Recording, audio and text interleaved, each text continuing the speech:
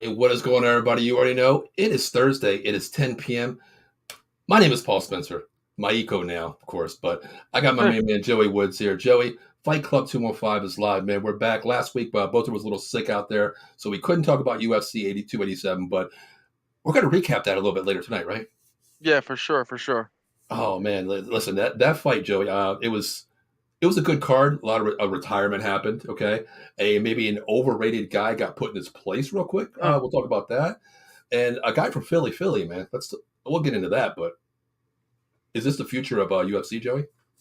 yeah, I mean, we'll talk about it obviously more in depth a Whew. little bit later in the show, but Philly's making a name for itself right now Yeah, yeah. in the UFC. You know, you got some pretty good fighters. You know, you got Brady and now this guy. It's Pfeiffer, yeah, he's insane. yeah. Insane, Sorry, my insane. guys, something got my eye right before the show started. So if you see Don't me, please just be honest with me. Did little Joey punch you in the eye here and like do yeah, some UFC at home or something here? I mean, right. but speaking of that, how old is little Joey now? Is he what, 5? He's 5. You Yeah. know what, Joe? That's a great thing because tonight we got a special guest. Actually, she's not 5 years old. We're going to add 10 years to that, but she's going to be hopping on the show. I'm not going to mention the name yet until we have her on here. But man, I'm talking female boxer, Joey. We're talking phenom here, Joey. You know, the goal was to get her to Team Nationals for a Team USA gold medal here. For Team USA, of course. And we always like to have young talent on the show to show them what it's about. Tell us how their voyage goes, and it's a privilege to have it on. We'll have them hop on in a couple minutes here. She's going to be joined by her father, who's also her coach as well. And listen, man, when fighters out there that we know, Trey Sean, from Castle Boxing, Brock, Trey Sean, people from Castle talk about her. We got to get her on the show, Joey. We have to get her on the show. For sure, Yeah. yeah. But real quick, before we get into having them come on, listen, I know it's late. It's 10 o'clock. If you need some coffee, reach out to our new sponsor, Monkey Cold Coffee out there. Use promo code OOTBS Sports at the register. MonkeyColdCoffee.com. Bourbon, chocolate-infused coffee. Best coffee out there. And if you like sweets, man, get their bourbon crumb cake. I'm telling you, it is to die for. I think after eating that, man, I'm hooked on them. I shouldn't say I'm hooked on them, but it's the best damn coffee cake you can get out there, Joey. Mm. Man. But Joey, how have you been real quick before we bring on our special guest? Good, can't complain, still kicking, so can't complain at that, not many people can still say that, so still going good, blessed to see another Friday tomorrow, get through the work week, but Yeah, you can't better you complain. better be kicking, brother. You're half the age if I am, man. If I got to Yeah. stay around, you got to be around for me, brother. We go back many years. We're like family here, so But Joey, man, listen. When you speak of boxing, how do you relate as a female, up and coming female boxer? We don't hear a lot about them, correct? You don't honestly. I mean, talk about female boxing overall, they don't. I would say they get the recognition a little more now than before. We had females finally main eventing Madison Square Garden this past year alone. Mm-hmm. So that's a huge thing in another step in the right direction for equality in sports. Very true. But I still think there's a long way to go before it's equal. Because that was a once in a lifetime type of the two top women in the world Mm-hmm. that led to that main event in Madison Square Garden. It took them being the absolute best to even Mm-hmm. have a chance to do it, and people still doubted it. So Exactly. just shows you the depth it still has to go. I mean, we look at UFC, and of course, we talked about Ronda Rousey, the Nunez's that put people on the map going there. But Yeah. let's flip this to another thing here. Now, I'm going to bring on our special guest. Okay, this girl is 15 years old, and I'm going to describe her as one word: phenom. You look her up on YouTube. Yeah, Trey Sean hit me pretty damn hard. I ain't gonna lie. Okay, I'll say he hit me. Nothing else happened. I stood up and took it, but that's for Huh. another day. But I seen her videos, Joey. I'm afraid to get in the ring with this girl, man. I really am. Yeah. Her punch is insane, Joey. Now, let's bring them on. Let's bring them on. Guys, Sounds good. here we are. Hi. Aviana, Gregg, how are we doing tonight? Good. How are you guys doing? I'm good. Thank you for hopping on the show here. We appreciate, taking the time to join us on Fight Club 215 here. Aviana, I just want to say one word, phenom. That best describes you in my vocabulary, honestly. Oh, thank you. Mm-hmm.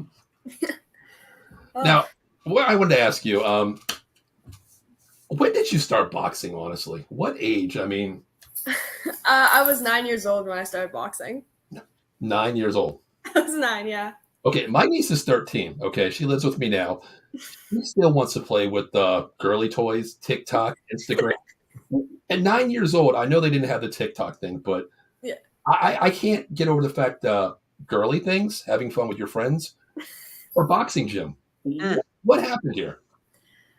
I mean, before I started boxing, I did a lot of girly things. I did cheerleading and singing lessons and dance class. But I went to a birthday party, and I never expected that I'd like it or that I'd go to a boxing birthday party. But it ended up happening, and the second I stepped foot in the ring and I started throwing at the mitts and stuff, I don't know, something just clicked and I wanted to do it so bad. Like, I just knew it was for me. Wow, that's. I mean, it had to be a boxing gym. You had to get in the ring and square up with somebody and punch them out, and that led to where we are today. Okay, well, hey, right decision, I guess. Like right? You're pretty thankful for that birthday party, right? Yeah. 9 years are usually, back in my day, it was Chuck E. Cheese's. Jumping around playing video games. But no, Aviana just said, "Let's go in the ring and let's square this up right now." Big thank you to that birthday party, right? Yeah. Now, exactly. Now, Gregg, I know you're the coach there. We'll talk about the foundation that we're dealing with here, where we train out of. But speaking of Aviana, at that age, I mean, how did you feel at 9 years old? Seeing your daughter in the ring, beating the hell out of people.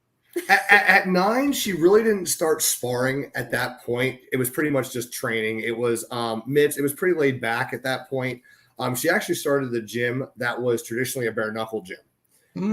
So their training and their style was a lot different because obviously it has to be, when you don't have gloves on, there's going to be alterations in the technique and things like that. But she and they also did CrossFit and fitness as well. So she pretty much boxed and also did at one point the adult CrossFit class as well. She was the only child that was in it, allowed in it at that point.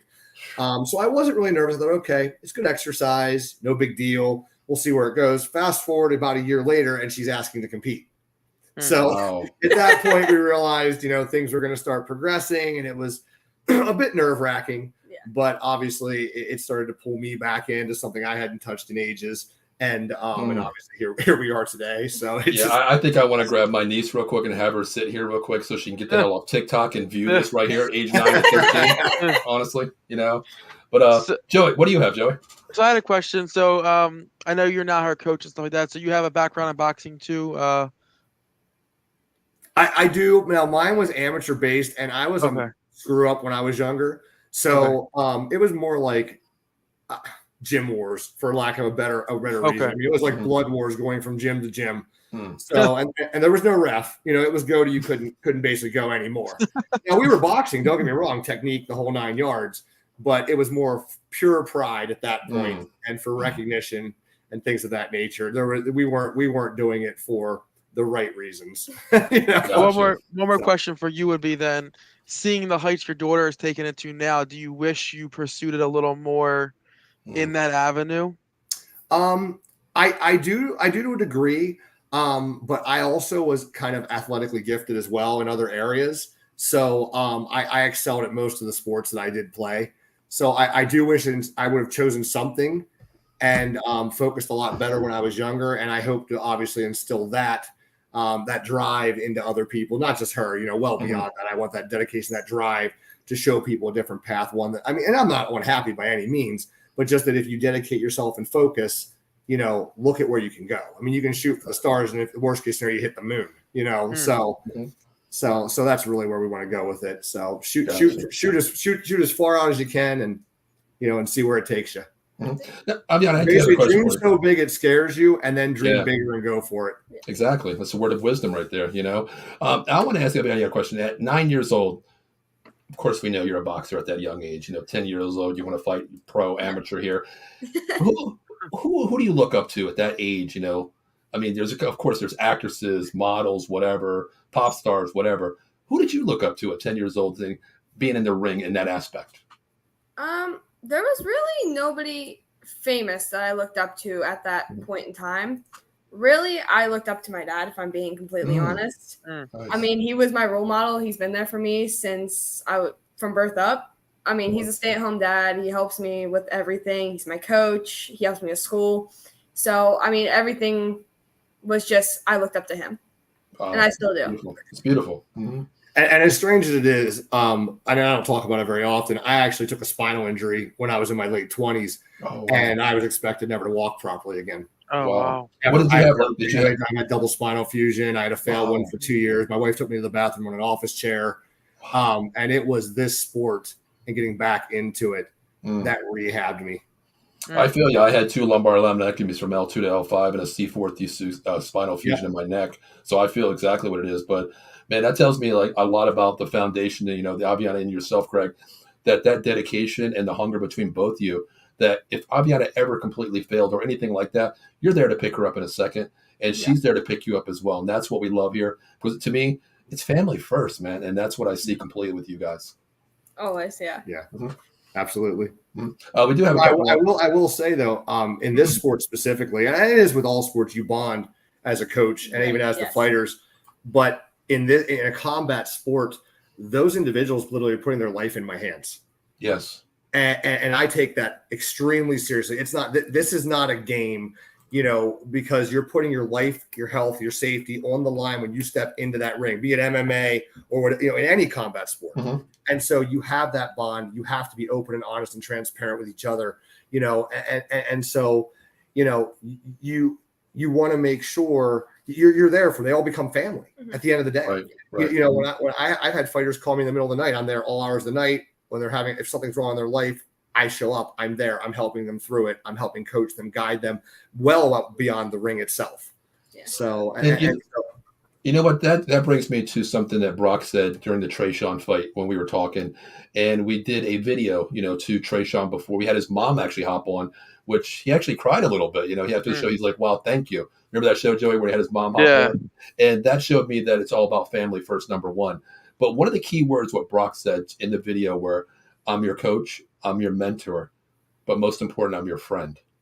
Right. Yes. That goes a long way. That's something you don't hear from a trainer to an athlete. I mean, given the fact that you're father and daughter here, but that's something that's unheard of in fighting today in any kind of category as well. Yeah, I always say that I will stop coaching when I stop treating the fighters like they're my own child. Period. Good. If I view her different than them, I'm doing them a disservice, and it's over for me to coach them. Gotcha. And do you feel like you're sometimes maybe harder on her because she's your daughter? I am to a degree. I am. She's bit. like, I see her looking at you like when you were saying, like she was like, say the truth, say the truth. I just want to say all the punches, no punches below tonight. Okay? She hit me directly in the center of the face with a shell of glove last week. He was training me with a bodysuit on, okay? And so I went to hit him, and I hit him on accident. But it's a shell glove. No. He had a mitt right here by his face. So that's my excuse. That's her excuse. She's supposed to be rolling and doing body shots. Somehow she hits me directly in the face. And then that's not account for the mean bug I got just before I received the punch. I told you this. That was a receipt for something. Oh, yes. It was too. I guarantee something in the last couple of weeks. Like, no, it was subconscious. No. Mm-hmm. Yeah. Well, I want the new iPhone 14. No, I can't. Okay. That's right. That's funny because I need a new phone anyways. Okay, I just want to say now. We found out the answer. Yeah, I'm not responsible. I'm not responsible for any hidden shots below the belt tonight. So if Gregg, I see you clinch, I'm not responsible for that tonight. But real quick, let's get into some of the comments real quick. Danny on Wills, he's one of our hosts as well on Joystick Junkie, your video game show on Monday night. Giants fan as well, 8 p.m. He says, "What's up, guys?" Max Blum, he's a host of our Mets show on Wednesday and also our Vegas sports scene. Aviana, you're an inspiration to young female athletes. How do you feel about that, real quick? It's like a shock to me because never in a million years would I have thought that I would have made it this far to be an inspiration to people and young females and kids all over the place, like all over the country. And so thinking about it just kind of shocks me and makes me really happy to understand and know that I got this far. I want to say something real quick, off topic real quick, but Ken Fry, he's one of our hosts as well. I'll put a banner up real quick. This is his Not Your Average Jane's female softball team. He's a coach for them as well. His daughter actually plays, and we're one of the sponsors there looking for donations as well. That means a lot to here at Out of the Box here because listening to you being an inspiration, all the young girls out there who want to become a boxer, a UFC fighter, anything, a lawyer, a doctor. To me, it's always strive for your goals. And only person that can demean your goals is yourself. If you don't push forward, you're not going to get there. And, Ken's a coach out there as well. He's one of the leaders out there constantly doing that. So it comes in a lot when, he says you're an inspiration as well. It really does. And that's his average change real quick. So we'll have the banner up there a little bit later as well. Another comment. Now, Danny says, hi, Aviana and Gregg. Good luck going for gold. We'll be watching you and rooting for you. Now go kick some ass. Now, Danny, come on. She's underage, Danny. Stop cursing. Jeez, Danny. We've been hanging out at boxing gym since he was 9, trust me. I thought I heard everything, and then I heard new things. And I went, well, that's creative. Learn some new words, yeah. Let me write that one down. I'm saving it for later. Yeah, I'm still wondering about the word lit. I just became involved with that word a couple years ago. Lit. I thought something was on fire. It's lit. I'm like, what's lit? Something's on fire in the house? No. Okay. All right. But Joe, go ahead. Do you have any more questions? So I mean, Paul was telling me everything and stuff like that. So obviously the end goal is Olympics and stuff like that. So is there a Olympics in general you guys are shooting for, or kind of open ended at this point? I want to go to the Olympics at some point. Probably 2028? No, 28. Yeah. 2028 Olympics. Yeah. But after the Olympics, I want to go pro bare knuckle. Oh, okay. A lot of people get shocked by that. But I mean, it is a fast growing sport, so I could definitely say it. Yeah, I want to go pro bare knuckle. And we may know 2 of the champions too. Yeah. 2 of the female champions. So yeah.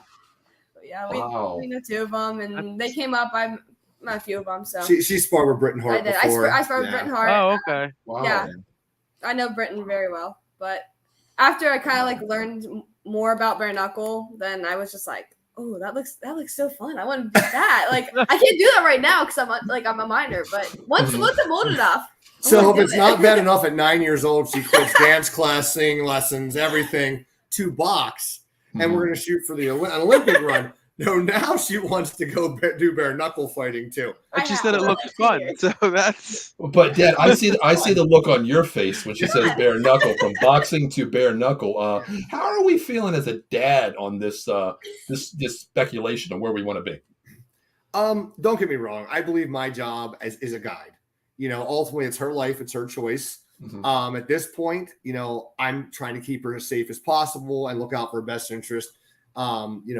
Educate her and things like that so she can make intelligent, informed decisions when she's beyond 18, and an adult.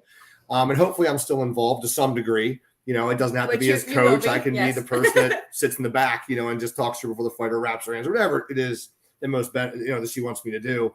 Mm-hmm. But it's definitely nerve-wracking. So I will say, there's a lot of argument back and forth on which is safer, bare knuckle versus glove boxing. Because traditionally the gloves themselves are not created to protect someone's head, but hands, to prevent fractures in the metacarpals and things, because it would end careers, it created problems.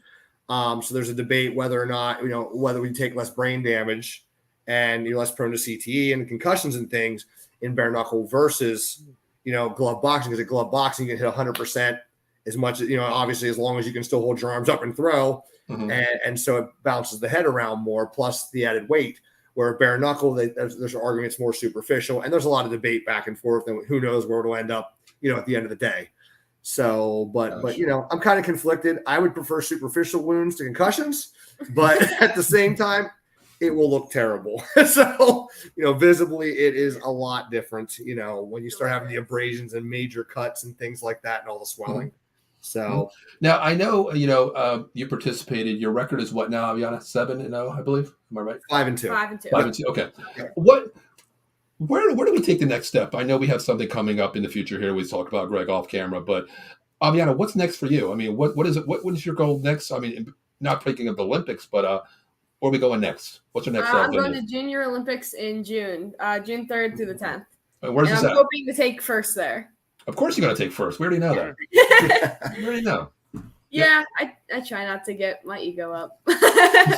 Stay humble. I have to stay humble. Exactly. That's what we love about, speaking of Trey Sean, he's very humble to us. He's a great person that he deals with us. He actually texted me a little bit earlier tonight and we were talking. Very humble. That's what we love to see because a lot of times, Aviana, you're only 15, but Joey and I talked about this. You go to a game, a baseball game, a football game. You pay great money. You see a great athlete.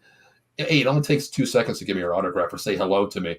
I've been given the finger on the field, like, who are you? It takes the time that you're up and coming, and you give us the time to bless us with your presence on the show. That's what we appreciate, number one. But where is Nationals going to be next June? Lubbock, Texas. Lubbock, Texas. Joey, I'm a Cowboys fan. Maybe we can get a road trip out there. It's going to be summer, so it's going to be very, very hot. Oh, yeah, that's summer. I was actually going to move out there. I don't think I can take the 120-degree weather out there. When we went to Lubbock in December, it was like 60 degrees, 70. And I was like, what would it be like in the summer? And then he's like, hey, Junior Olympics are in Texas. And I was like, why can't they be somewhere else? Well, you don't have a problem with you won't have a problem with weight cut. Just go outside for like 15 minutes. Yeah, sauna suit and sun. Exactly. Joey, go ahead. Yeah, I just want to, like Paul was reiterating. Again, I want to thank both of you guys for coming on the show tonight. Again, it seems like, Gregg, what you're doing here with your daughter, being ranked in the world and still, having morals and being humble and not forgetting where she came from. You're doing a great job. So I just want to applaud you for that. And good luck this summer with the juniors. We know you're going to bring it home, but definitely good luck from here out of the box. Well, thank you. Really appreciate it. After we're looking forward, we win this Nationals fight. Where are we going to then? Does that put you into the Olympic aspect of being part of Team USA? It will. They'll make so they do it on an annual basis. Okay. So at the end of the year, they'll make the decision for 2024. Okay. And just because you take national titles and are ranked number one does not necessarily mean you get an invite. There is some politics and decision making in the background. So it's most of the time when you're top ranked, you get the invite. Yeah. But there are certain people with certain styles that they lean kind of away from because they call this Olympic style boxing as compared to pro style. Yeah. We focus heavily on pro style for her because obviously that's what she's looking to do. And let's be honest, they allow pro boxers in the Olympics now. Yes. So I see it as setting someone up for failure if you're not teaching the pro end of things and you're only going to teach them Olympic style boxing, which is more based upon point scoring. You know, and when you stand in front of a pro, they're going to start sharpshooting, set up some traps, and they're looking to knock somebody out, and it's a game changer. Right. So they really, so we teach her that style obviously because we're looking forward down the road. Right. And we appreciate what they're doing, know, with the safety protocols and things, and we don't disagree with what it is they're attempting to do and what it is they have done. They've done a fantastic job at USA Boxing. I mean, I speak very highly of them. They've done a wonderful job. But we also feel that there's a need for the people in charge and the coaches doing that to consider, okay, we need to look at, pro style boxing and things of that nature and not just be more one dimensional in the process. And that goes to something with Trayshawn before the Nigel Fino fight down there in Miami that we had him on the show. And I was like, champ, what do you see this fight going? He's like, well, the first 2 rounds are going to be very slow. I'm going to analyze him. I'm going to set him up. And that's exactly what he did. And that's what a pro fighter does. They analyze you, find your mistakes, set you up for the next punch. It's a jab, a combo, whatever they want to do. Yeah. And I feel it's very unfair when you're fighting an amateur bout, trying to get to the Olympics, making a name for yourself to represent your country. And then you get these pros, 20-0 pro fighters just come in there. Yeah. It's not about the money. It's not about the money to them. It's really not. And that's what bothers me as politically with boxing, which Joey and I always get into. We can't stand it. As Gregg, as I told you, I want to see the best fights out there in the UFC and in boxing. I want to see them happen. But nowadays, it's all about the money. Yeah, it's about who's promoter, who's signed with this TV deal, and unfortunately it gets in the way. But so people who may not be familiar with Olympic boxing and the map or the road that it takes to get there. So win juniors is obviously the first step to being noticed by the USA Olympic boxing. And then what is that? A little different. So they have national qualification tournaments as well. So typically there's 5 national tournaments a year. 2 are generally Olympic qualifying events, which she won. She won one a couple weeks ago. Okay. But she won't get an invite to the Olympic trials because she's not of age. She's too young. Okay. So, but anyone of age, 18 or older, et cetera, to win, they get invited to the Olympic trials, which are at the end of the year, the finals in December. Gotcha. The Junior Olympics is kind of a separate tournament. It's the 18, it's the 18 and under version of basically the Olympics, where you compete for bronze, silver, gold. And if you take bronze or silver, at this point, is my understanding at least, and they may change it, that she would get invited to the Olympic Training Center for 2 weeks to train. Gotcha. Okay. So, wow, that's insane. I mean, I have a question for you. You did win Western State PA Golden Gloves. Okay, how did that feel? I mean, listen, there's many boxers out there, and just in the state of PA, that you're top ranked. How did you feel about that? I mean, that was the best feeling I think I've ever had. That was one of the best feelings I've ever had. And I mean, it was hard because I was like trying to stay humble and not like yell or anything like that. But like when I felt my hand going up to win, like the yell came out. I was like, yes. And like, it was just like, I don't know. It was like an unreal feeling to me. It was like a dream. I tell you what, I feel that every morning at 52 years old, waking up in the morning, I put my hand up. I know how you feel. I know how you feel, But that fight specifically, what we did, our strategy is we have 3 rounds, obviously amateur, 2 minutes apiece. It doesn't give us a lot of time. But what we did is we utilized the first round to feel her out. Yeah. And the idea was just enough to win a 10-9 round. And once we downloaded the information, we altered the game plan and we applied pressure in the second round. And once we realized that she couldn't handle the pressure, we put our foot on the gas, and it was so lopsided. And I mean, we know the girl, and she's a great fighter. We respect her and her coach.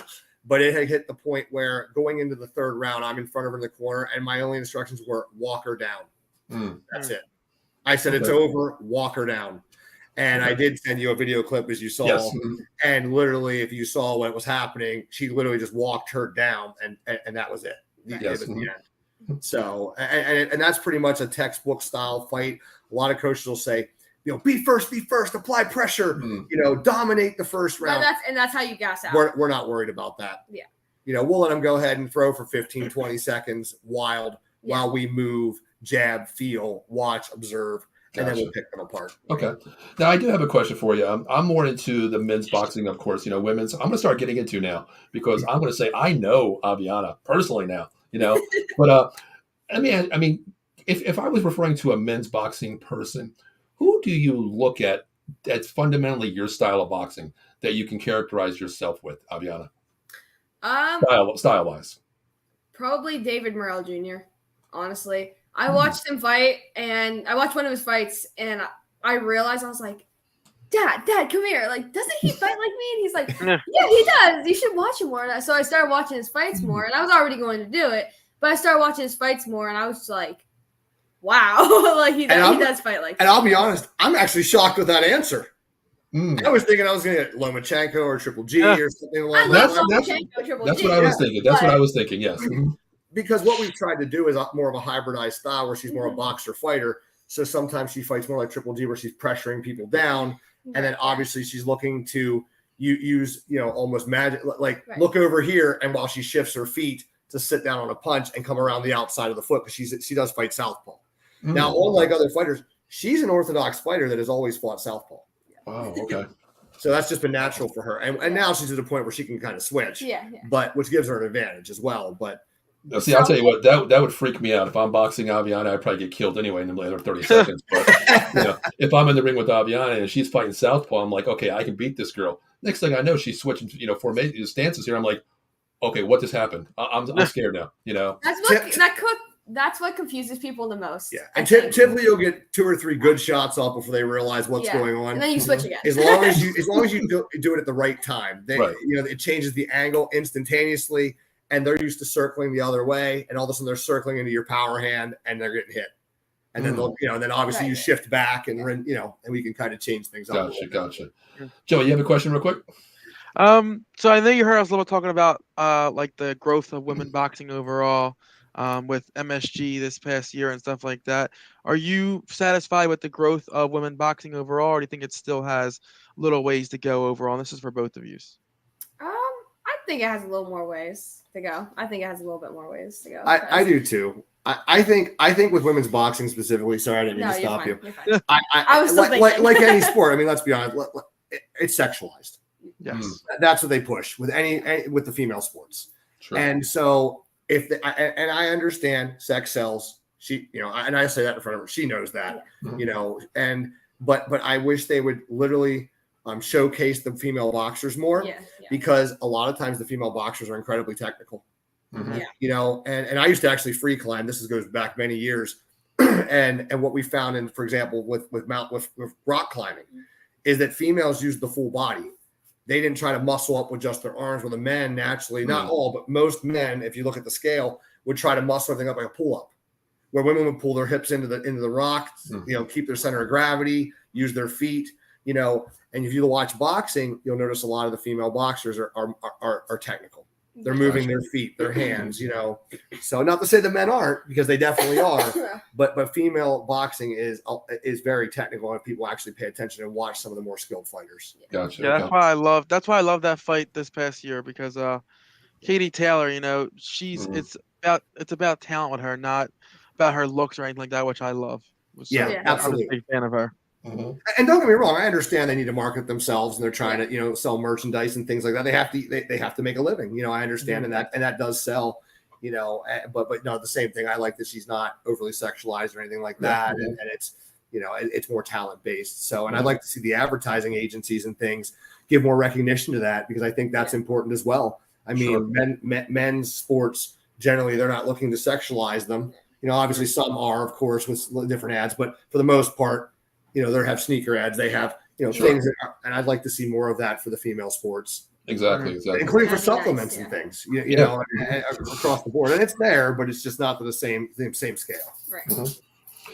Well, I mean, we'll keep you on for about another 10 minutes if that's okay with you guys. Yeah. Sure. Okay. I don't want to keep you up, Aviana. This is the vampire. Well, this is the vampire. Every right night, 1 to 2 a.m. There you go. I'm the same way. So. But go ahead, Joe. Oh, I'm sorry, Paul. No, go ahead. So, are you like a little bit of celebrity in your school, like world ranked boxer and stuff like that? Like if people walking down the hall, people are like, "Oh my God, there she is!" Don't Like touch that her. Situation. I didn't say it. I'm cyber schooled. Okay. So, I can wake up whenever I want. But Okay. I mean, sometimes when I'm like walking around town stuff, or like going to different businesses, like fundraisers and stuff like that, it's like, oh, I know you. Yeah. Like they already know who I am. And it's weird to me when it does happen though, because I'm like, wait, you know me? I'm like, oh yeah, I forgot I'm on the news and on these different shows and newspapers and stuff like that. And I'm like, okay, it's normal. Never mind. They're not like stalking me or looking me up. Okay, here's the $1 million question. Okay, if I'm in Dubois, PA, and I'm walking around, get out of my car just to go get a drink. You guys have Sheets up there, right? Yeah. Everywhere. Okay.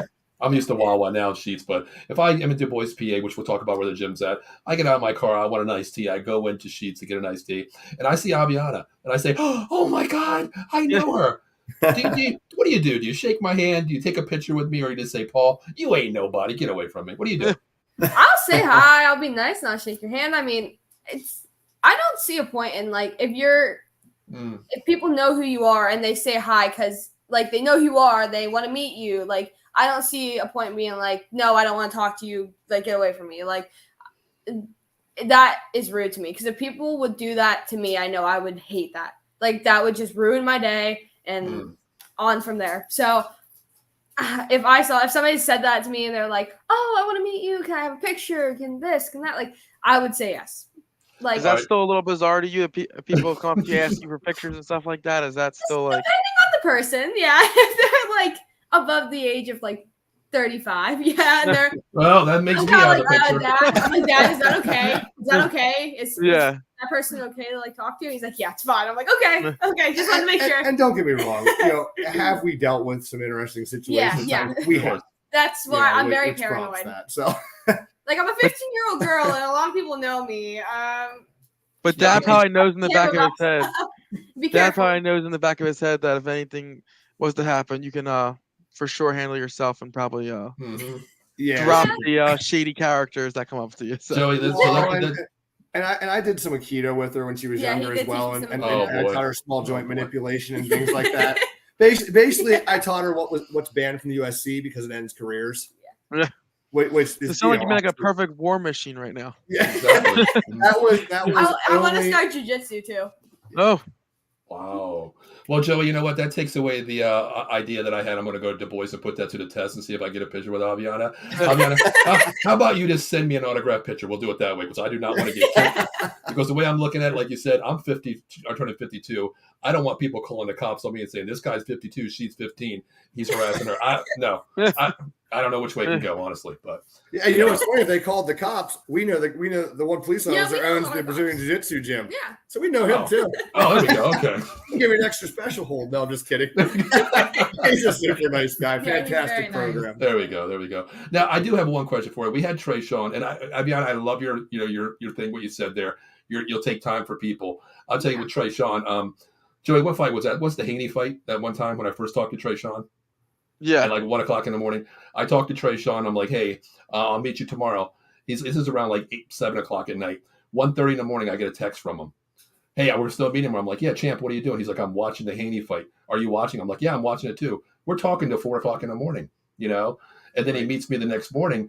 But then just like I said with, meeting you in a parking lot or whatever, I was at the Randy's Bilo down here about maybe 2 months ago. And I'm just carrying a bag across the parking lot. Trey Sean's, I didn't even see him. He's carrying 2 big things of water, drops the water, runs down across the parking lot, and then say, what, you don't say hi to me? That meant the world to me. That really did. For someone of his stature, it means the world to people like us. Like, wow, we're people too, Yeah. Mm-hmm. Yeah, I know we were talking off air. You were talking us a little bit about the programs that you had coming up and that you were starting and stuff like that. I know I haven't had the pleasure of talking with you as much as Paul does. So if you wanted to kind of fill us in on that a little bit, because it sounded really interesting to me when you were just describing a little bit. Now, real quick, I want to talk. I will go over this one here. What is this about right here? Can you guys briefly? I'll take that off in about 2 seconds here. Can you tell us what that was? I believe in autism. Fighting for that. That's a huge project out there, a foundation. So, can you elaborate on that right there as well?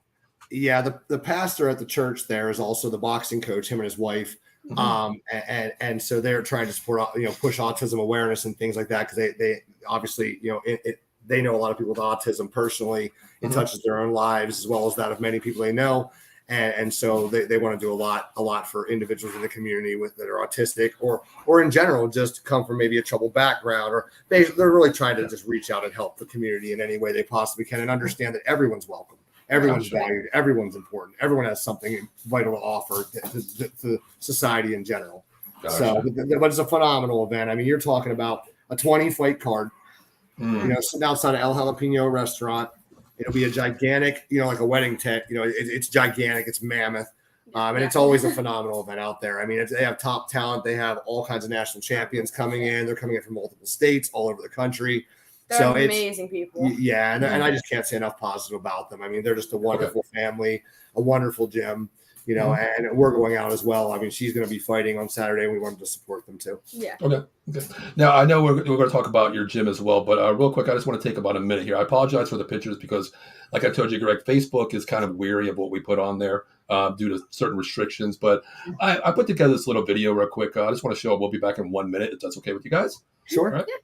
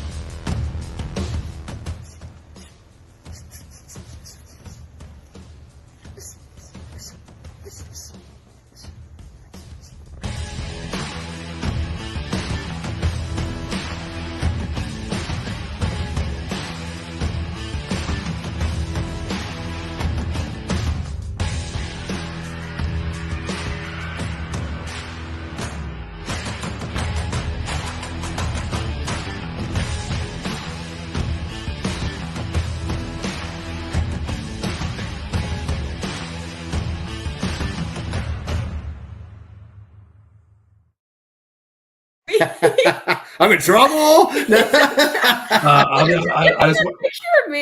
I just want to say I was just told what to do. Okay. Well, listen, I'll take you down. You can hit him now. No, not me. Him. No. No, I want to get in the picture. I may have. No. Oh, you're the one in trouble. I will not say where I got the pictures from. Okay. But I have one question for you on there.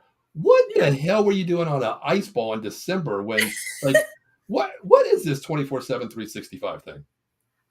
Well, I pretty much shadow box wherever I go. I mean, I'll be in like Walmart or Sheets or somewhere, and I'll just randomly start shadow boxing. I And mean, I have everybody one kind of looks question. at me like I'm a little crazy. I'm just gonna ask that. Wait, are you from Philadelphia? Because this is something Joey and I are used to in Walmart. People shadow boxing themselves, you know. Yeah, Right? yeah, I do it all the time. Yeah, that was roughly 3 years ago when she did that. Yeah. Wow. And so here she is in a snowsuit, you know. Well, I kind of just got bored, made a giant snowball, and thought, why not shadow box out? Let's test it out. I mean, That was going to be my question. Who made the snowball? Well, I can see like you make the snowball, then you jump on top of it. But Yeah. if you didn't make the snowball, you just wanted to shadow box. There's something a little weird there. But no, I spent like 2 hours rolling that snowball, and then okay, Oh, it was a big snowball. I was Yeah. like, and I hopped on top of it and started shadow boxing. definitely. Oh my God. Real quick, I do want to put it up there now. Let's talk about Team USA. I mean, we do have a thing here where we want to put the banner up here. Listen, here it's all about family. We appreciate you guys on. You know, right now, I don't have a shirt to give you. I will send you one out of the box shirts here. But welcome to the family. If you guys accept my invitation, number one. But listen, guys, if you're out there, please, you know, let's get Aviana to the state nationals here to get Team USA going here. GoFundMe. There's the banner there. You can cash up $, get Aviana to nationals. Please reach out to them. Please, everything, any penny counts. It goes a long way here. We're all family. So if you can do anything out there, please, we ask that you go ahead and do that because they're part of the family here and we've accepted them open hands. So please donate what you can out there. We appreciate that.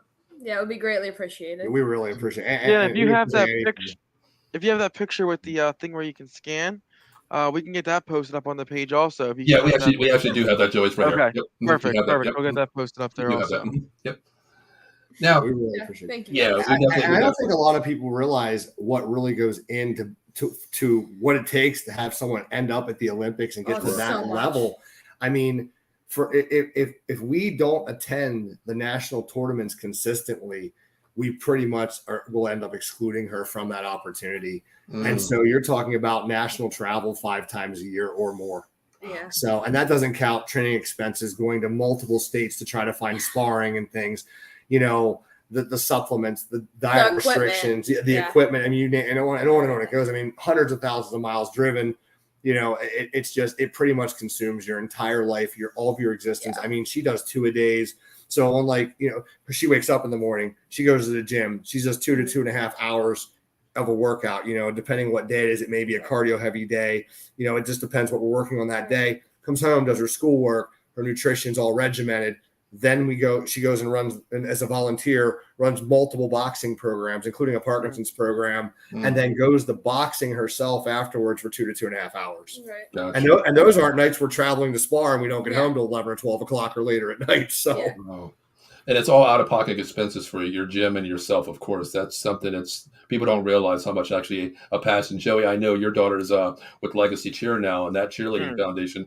It's sometimes you got to maybe work 4 or 5 jobs just to give your child their dreams. yeah. Yeah, I can only imagine. My daughter's 2, and the cost of that is great. I can only imagine what you guys spend.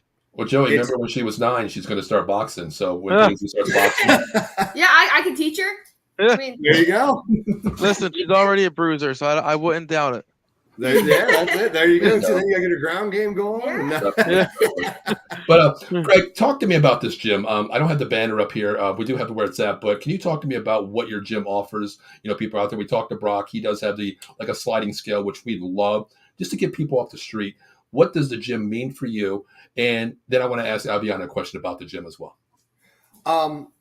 For me, she's the founder. Mhm. This was her idea. She presented it to us, my wife and I sat with her countless hours as a 13-year-old kid, trying to extract her vision out of and put that into words, into words that would, and turn it in and formulate that into, a mission statement, a purpose, etc., and rewriting it endless amounts of times and trying to find the right name and the color scheme and everything. To me, it's personally, it's personal for me. Turnabout is, what the word turnabout means. I mean, turnabout is fair play, is the old saying. And without getting too far into her stepping on her toes, how the gym started. The gym started as the result of, okay, turnabout's fair play, literally. Okay. And so what we wanted for that is, in life, you have to fight back. There's no, when you get injured and you have a spinal injury, for example, like I talked about earlier, you have to fight back. My choice was sit on the couch and follow restrictions. And I was told, that's it, sit on the couch and take these pills and that's the end of it. Or I had to do something other than sit there. And I take pretty much no medication. It's rare. It's incredibly rare. So for us, it was about finding a way to do that for other people and doing for others what boxing did for not just her, but myself as well. Yeah. And giving that to the community and those around us and uplifting those around us as well. One of the things I always say is, if you uplift people around you and they in turn uplift those around them, we all rise. It's not about a handout, it's about a hand up. Those are things we like to live by. And so, it just means a lot to me, especially when I see people's lives change and improve for the better. It's not about them being a world champion. It's about them being a better version of themselves. Wow. And that's it. I tell everyone, I'm like, listen, boxing will end at some point. The human body will only take so much punishment. And whether you choose not to compete or to compete, there will be an end to it. You may do it for exercise, but as far as competition, there has to be an end at some point. Sure. And what will you do when that's over? So I'm big on education or trade school or some kind of something outside and beyond boxing so that person can take care of themselves. Gotcha. A lot of the fighters would say, Coach, someday when I go pro, man, you're coming with me. And I'm going to buy you a Bugatti. And I heard that too. And I laughed and I said, and a specific individual I won't name, but I laughed and I said, if you buy me a Bugatti, two things will happen. One, we're going for a ride because we're driving it at least once. I said, and two, I'm selling it. I said, and I'm putting the money into a trust fund for your kids. Beautiful. I love that. Money. And I don't want I appreciate the gesture, but that needs to take care of your family. It's not for me. I'm not here for any of that. I don't want any money. And I'm a coach that I also realize my limitations, and I have no issue if my fighters work with any other coach. A lot of coaches get territorial. I don't. They'll say the fighter's going to leave you. They're going to steal your fighter. No, they're not.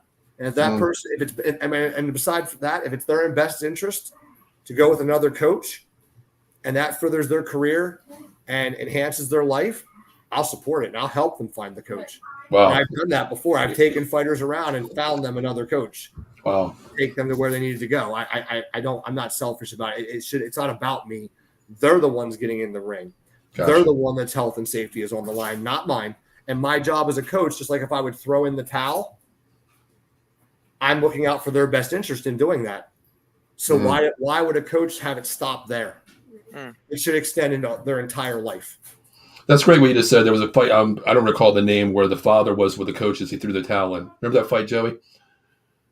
The boxing match where his father was in the corner and he threw the towel in when he was getting beat up really bad. That's something that's, you put your fighter before you like through your own children. No matter how many fighters you have 20 fighters, you have 20 kids in that gym that's looking up to you, and they put their life on the line with you. Joey, you have a question for Gregg real quick before I ask Aviana something?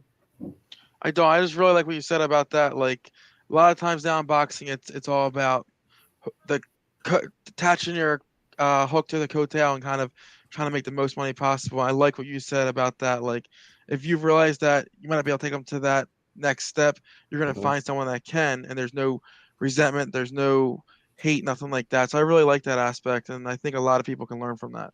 Exactly. And I think they have to understand is, like I always tell the fighters, I just laugh. I said, listen, just don't forget me. Send me a text or say hi to me sometimes. If that's whatever my role is, that'll help you. That'll best serve you and what you want to do in this sport is what my role will be. Be it in the locker room for a pep talk, be it at my house, talk to them on the phone, or be it I watch it on TV and talk to them when they're done a day or two later. Whatever that role is okay with me. I'm not in this for ego, pride, gratification, money. That's not why I do any of this. Love that. Aviana, I do have one question for you here before we let you go. Now, 15 years old. Okay. My niece is 13. She ain't gonna box. I know that. She's into Barbie dolls still, makeup and TikTok and all that crap. So that ain't gonna happen. But if she came to me, I'm gonna show her this video because I want her to get off her butt and get off TikTok, number one. But if she watches this video, she learns from you like the passion that you have and the career that you want to do.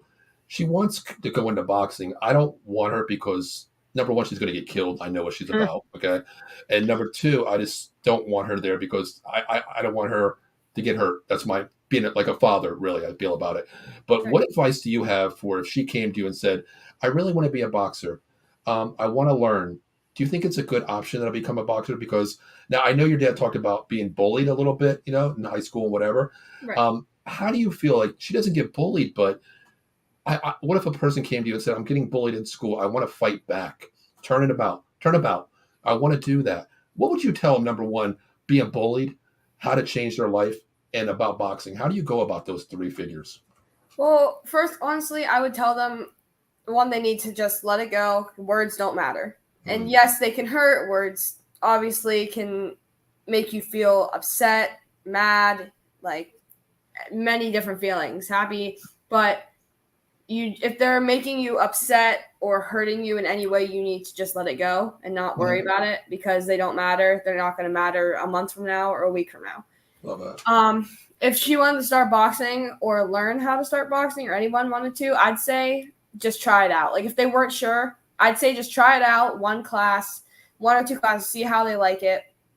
Make some friends, talk to people, because you will find people that have stuff in common with you. Like you will have stuff in common with other people and you will make new friends. They will help stand up for you too. So it's a good environment to gain confidence, discipline, a lot. Mm-hmm. So it sounds like pretty much what you were saying. Like, if someone comes to you and says, "I want to take boxing to stand up to a bully," you don't think that's the right mindset to be in. To take boxing to beat up that bully, pretty much. Yeah, that's not the purpose of it. It's beautiful. Yeah, a lot of people, they get bullied. They want to take it the wrong way. They want to, throw hands up in the air. But that's old school. I love what you're saying, Aviana, especially you, Greg. It's not about that. Just turn the cheek. Words are words. They're not going to hurt you. They sting a little bit. What she learned, she had adults start fights with her. Yeah, I had 20-year-olds. Literally adults. She was in middle school and had adults trying to start fights with her while roller skating in different places. Is that because of her stature of where she was? What's that? Is that because of where she was in the boxing world that they would start fights with her? They knew, yeah, Wow. And they were starting fights, and they for whatever reason, some people misery unfortunately loves company, and it was like an ego drive.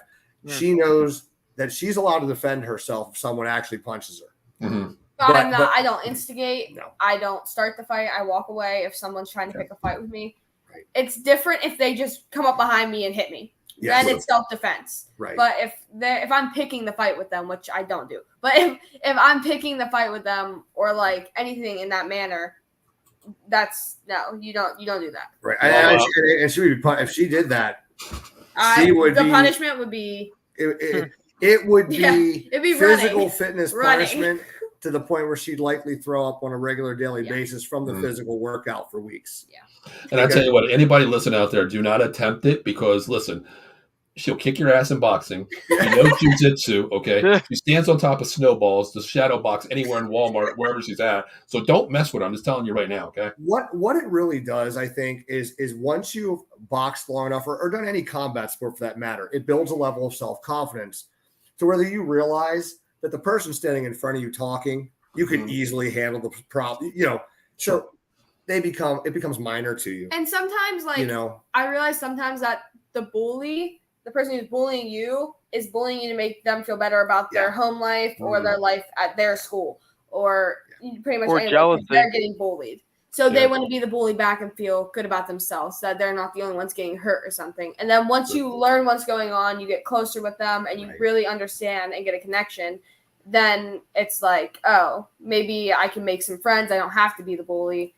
I can stand up for myself and I can be friends with people and ignore the problem. Very true. Last comment of the night, most likely, is going to be a Ken Fry. He's one of our hosts. He said, the 4 things I tell my daughter: stay humble, be polite, haters going to hate, but you'll never be as cool as your dad. But real quick, I do want to play one video. Aviana, do you have any idea who this video is going to be from? I don't know. Give me one. Give me one guest. Give me one guest. Who do you think? Give me one person. It might blow your mind. I'm not sure. I don't know. I did my best. I did what I could do. I really don't know. My mind's drawing a blank of like everybody I know right now. So you would be really surprised if I got Lomachenko to send you a video, right? Yeah. I'm not God. I can't do that. I'm sorry. But that's not going to happen. But I do have a boxer that's currently ranked in the world. Would that be okay? Yeah. I think he's met you quite a few times too. Who do I know? I need to think of who I know. What? I know Trey Sean. I know Corey Lopez. I know. Wow. Ranked in the world. Ranked in the world? In the world? Trey Sean. Yeah, Trey. Who else? There's a lot of people. Oh, yeah, Ole. Oh, my gosh. I'm like drawing a blank on everybody. Well, you did mention his name. Okay. He's very humble, and he sent you a video. So watch this video. Yo, Aviana, what's up? It's Trigger Trey. I just want to say, since the first time I ever saw you compete, man, I've been a fan ever since. I just want to tell you, man, just stay focused, stay dedicated to your craft. A future Olympian for sure, and maybe even further. Just stay focused, stay grounded, you hear me? One.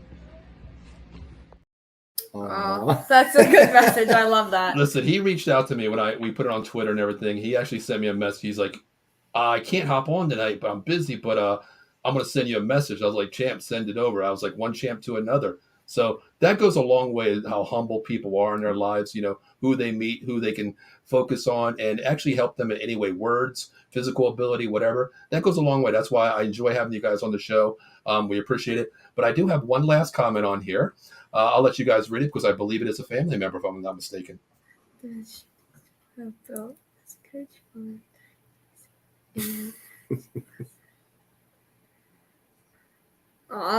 I believe is this mom and wife? Yes. Yeah. Yep. Tanya, listen, I want to appreciate you as well because you're like the backbone of the family as well. We know what the mom, the husband do for sacrifices, and listen, I appreciate I applaud you for everything that you do. The foundation, because every family has the biggest backbone. And that's usually the mom, and in this case, I can definitely see how humble Aviana and Gregg are. So I applaud you as well. And we're so married to boxing. I mean, even Tanya is a level 2 official as well. Mm-hmm. She's the secretary on the LBC board of directors. We're all in. The whole family's involved at this point. Mm-hmm. So now, is this because of her passion at 9 years old, or is this something that was beforehand? This is the catalyst. Yeah. So. Now, my last question is for you. I know, just like you said, if it doesn't matter if you win nationals, it's all about what ranking you have. Where do we tag these people? Because the goal is to get her where she needs to go. Who can we tag to get the rankings to where she needs to be? Really, there's no one you can tag for any of this. It's up to you, the powers that be at USA Boxing, and I talk to them. I personally talk to the board members. All up the flagpole. It's just how they decide at the end of the year after the culmination of all the events. I mean, so we'll cross our fingers and hope for the best. It's more or less that the coaches that they had that trained for Team USA, outside of the ranking itself, also are going to want to see whatever it is they're looking for. Based on, I guess, what style they want. So, okay. I mean, I know there's been fighters post up, hey, just one posted up and he was upset. I have 21 national titles. I'm beating the person on Team USA multiple times that you have on the team fighting internationally right now, but I'm beating him at every national event. I've been for years. I have 21 titles. Where's my shot? Wow. So he's frustrated. But the real reality is he's a pressure fighter. He's pro style. And the way at least I see it, I mean, maybe that's not the case. I don't know what the reasoning is behind why he's not in that position. I have no idea. Gotcha. So, but I think he deserves an opportunity as well. Yeah, so. I agree. I mean, listen, we can always wish for the best here. Listen, Aviana, Gregg, we're in your corner. If there's anything we can do for you guys, let us know. We'll put the link on our site as well on Facebook, YouTube, Twitch, and Twitter. We'll put them on there for you. The odds-on goal is we want to get Aviana to the nationals here to get to Team USA in 3 years. Where's the next Olympics at 28 going to be? Where do we know where? It's in the U.S. It's 28's is it Cali? Yeah, 28's Cali, I believe. Another road trip, Joey. Yeah. So the big thing is Team USA can be made now. Okay. So it's just you can't make it to the Olympic team until You're you're of 18. age, and you have to win. You have at that point, basically, even if she's not part of Team USA, she could still go to the Olympic trials, win it out, and end up going to the Olympics. Okay. So it's kind of a weird situation that's being Sure. navigated at this point. So Okay. it's evolving. So Gotcha. Joey, before we let them go, do you have anything for them? I just want to thank you guys again. I know we run our show a little bit later, so I appreciate you guys taking time out of your night, 10 o'clock at night, to come on the show with us and talk with us. I really appreciate you guys. Doors open. After you go and win in Texas, you want to come back on and show us off your medals. Definitely come back and show us off that gold medal. Yeah, I'd be happy to come back on. Thank you so much for having us. and we appreciate you guys having us on. No problem at all. Aviana, your next fight is you're having something next week, I believe, or something. This weekend, this Saturday. This weekend. Okay, so how about in a couple of weeks you hop on again and let us know how that went? Yeah, for sure. Yeah, that'd be great. All right, just make sure you do your homework first, okay? Yeah, Okay. she always does. I don't I do. have to I worry do about my that. homework. So- I'm ahead in school right now. There you go. I know your dad already told me. Yep. Yeah. Mhm. But listen, guys, I appreciate you hopping on. Listen, you guys are very humble. We appreciate that. You're family oriented, and that's the main focus that we have here at Out of the Box.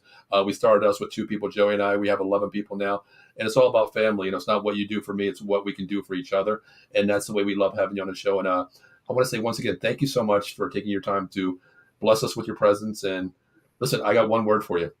Well, not one. I don't even know how many words it is. I'm getting old, but go win that gold. Go win that gold, and good luck this weekend for you. Thank you. Thank you. Thank you so much. All right. We really I appreciate appreciate it. it. Thank you. All right, no problem. Thank you again. We'll let you go now. I appreciate you. So you guys are family here. Greg, you have my number. Aviana, you have my number. Reach out to me anytime you guys need anything, okay?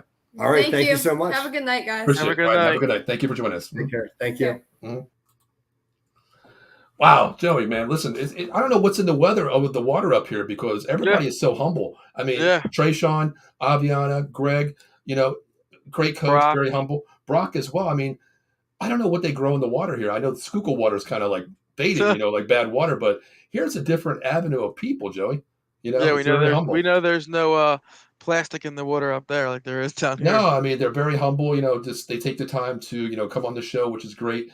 And just listening to how they speak about each other, even mom chimes in, with her comments, it shows you what the family values are there. And that goes a long way, Joey. It really does. Yeah, for sure. Mm-hmm. But Joey, let's move on to the UFC here, Joey. Let's talk about this real quick.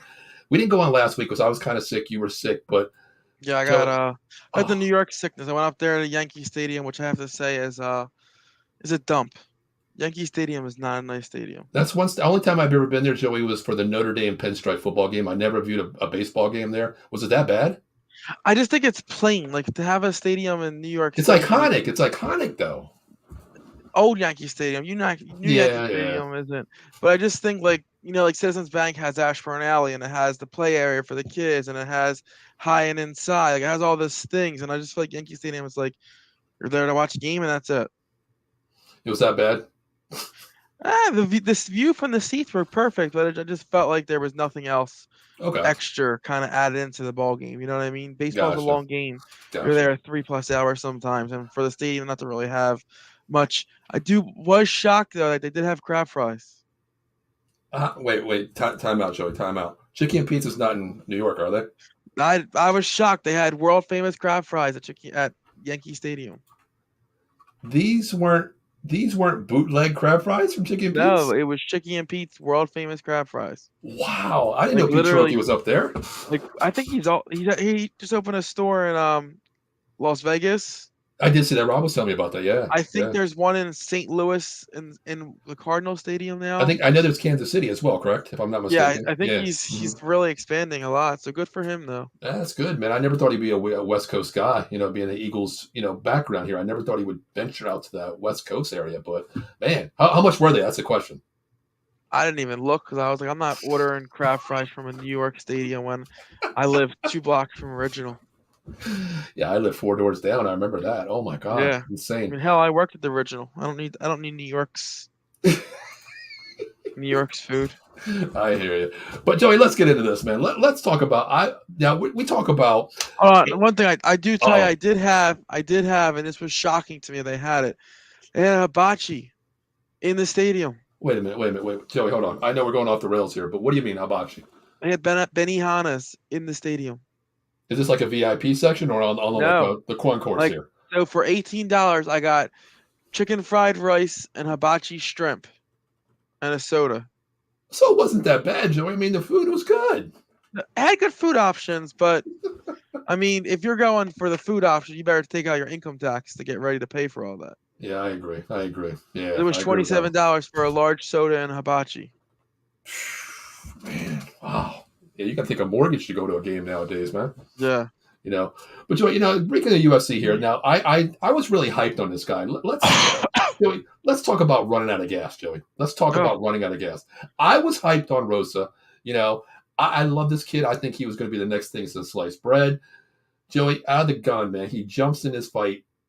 He's running like a bat out of hell, Joey. I mean, his movement is insane. What happened? Did he run out of gas, or did Rodriguez just say like, okay, you know what? I'm just going to avoid the takedowns here, let you run out of gas. What the hell happened here?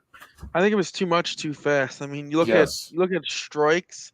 I also think it's someone leaning too much on their strengths, and leaving their weakness a glaring hole, and not kind of expanding on it all. I mean, look at strikes. I have it right here in front of me just because I forgot, and I would have probably got this wrong because it's just the discrepancy is so shocking. Yeah. Rosa Jr. threw 19 total strikes and landed 2. 2 strikes landed the entire fight. I think he's still in high school, if I'm not mistaken. I think he's what? 20 years old, if I'm not mistaken. No, I think he's younger than that, Paul. He's 18. Okay. I think he's actually still in high school. I think he's still in high school. You know what's funny? Because he made that comment about a license or something. Remember when he won that the money was, and he wanted to get his mom a van. And I think there was a rumor like, are you even old enough to drive the van if your mom lets you? And he's definitely a great talent. I don't think this is going to affect his career much. Obviously, it gives him a 1 in the loss column. But I do think that in the grand scheme of things, I think this is good for his career because it shows him that he can't hang. He has great wrestling. He has great submission. But I think this shows him that you can't just hang your hat on grappling and shooting for the takedown and shooting for the submission. There's going to be a guy that's going to stuff your takedowns, and negate that best weapon you have and make you rely on your weakness, which is striking in this situation. We've seen how that went. For another example of stats from this fight, Rosa shot 16 takedowns, was only able to land 3. I just think at some point, I wish his corner maybe would have said something like, "Hey, you're gonna have to go out on your shield here and kind of you have to evolve this fight. Throw your hand, and stop shooting." But I think age again plays a factor. I think it's hard to tell an 18-year-old dude stand up and take shots and try to land something. I think that's hard to tell someone to do at that age. So yeah, I mean, a lot of times, Joey, you think about speed kills, but in the UFC, speed doesn't kill all the time. You know what I mean? You have to evolve your game here. And Evan says he's young; he should take time off to train. I mean, I agree with that, but to the point, just like you said, Joey, I think he's very young, number one, but his corner has a lot of say in this fight because, just like you said, your takedowns 3 out of 16.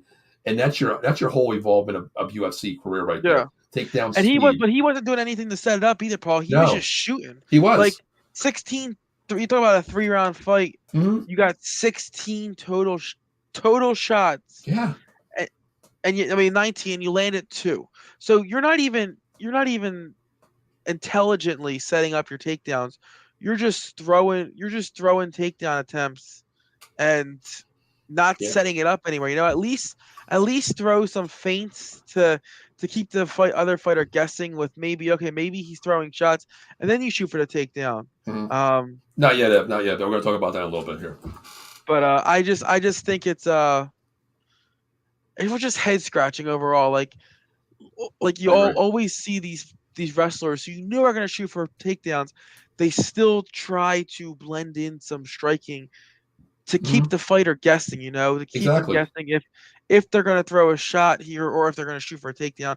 And he didn't do any of that, which I think was ultimately the downfall of his. And the crazy part about it, we watched this fight, Rodriguez actually knew was coming, Joey. like when the takedown attempt came, he just utilized his body, his back foot, When you know momentum, it's no coming, back. Paul, if you Yeah, had a guy who in 3 rounds threw 19 total shots, yeah. any move the fighter made towards you, you know is going to be a takedown. Mm-hmm. I mean, all he did was put his back foot and says, "Okay, you know what? You're going to attempt a takedown here. I'm just going to get control on top," and that was over. Rojas looked so like gassed. I mean, gassed number one, but number two, his mindset was like, "What the hell do I do? This is my Yeah, game. I don't know yeah. what else to do." And that's just like you said with the corner. Like, what would you have told Rojas? Like, listen, you like you said, man up, throw some hands, I do would have something. told him in that 3rd round. I would have said, stand and trade. Yeah, You at this point, you need a knockout because you lost the first 2 rounds yes. convincingly. Mhm. At this point, you're going to need to knock him out to win this fight. We see that you're not successful in the wrestling, you're not successful in the grappling. 100%. Go for the knockout. That's it. 100%. But again, at 18 years old, it's kind of hard to tell a guy stand there and take shots to the face. Yeah, yeah. You know, it's kind of hard. So again, like I agree with Sugar there, saying take some time off, train. Your name's already in there. You know, you're already a name in the UFC. So I mean, come back. you're 18 years old. You're on the main card. You know, listen, Yeah. your name is already there. You're young. You're 18 years old. The future is still bright. Take this, learn from it, and move on, man. Evolve your game, dude, because you were showcased tonight by somebody outclassing you because they did their homework of what you're going to do. And sometimes the best thing for a career is a loss. You know, Yeah, it's a loss. It helps you recoup. It helps you. It almost humbles you a little bit. You know, to yeah, make you say, okay, maybe I am defeatable. I am beatable. You know, he's an 18-year-old kid that was 7-0 in the UFC fighting on a main card. Maybe he needs this a little bit to bring him back down to earth to make him, you know, agree. show him that he is beatable. Agree. And we'll talk about then the main event here, which, you know, that loss, I think it was a deciding factor last, you know, with this fight here versus the last one. I think we can talk about that too. But Joey, let's talk about this, Joey. Let's talk about the boy from Philly, Pfeiffer. Joey, insane. Insane. The hype was real. Unfortunately, I didn't watch this fight live.